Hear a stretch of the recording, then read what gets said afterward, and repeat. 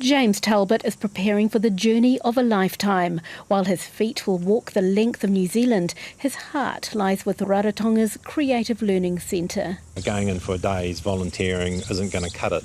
You know, it's not enough. I want to do something big. So I thought, well, what's going to emulate the day in the life of a mentally or physically challenged person? That's because he'll be forced to meet his own challenges head on. Mostly alone, he'll walk on average 28 kilometres a day. James is hoping to reach Cape Reinga by early June, but before that he'll have to walk more than 3,000 kilometres over roads, mountains, streams and tracks. Behind the walk is a serious fundraiser. The aim, $300,000 via Give a Little. And this is where the money's destined for, a creative learning space where disabled adults go to learn and enjoy activities. It's looking good. Yeah.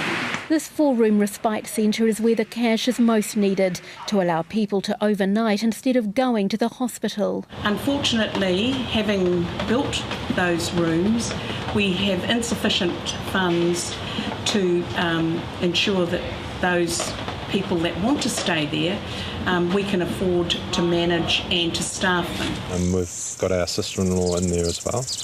Plus I know a number of people who have sons or daughters or papas in there as well, so it's very close and personal for me. Failure is not an option, so having the right gear is essential, like this tent which weighs under a kilo. Having as light a load as possible, having great footwear, which I've finally got, makes all the difference. James's progress and daily diary will be on his Creative Trail Facebook page. I think it's going to be absolutely life-changing and make me an even stronger, better man at the end of it. He hopes his journey will inspire a nation to help those who need it most.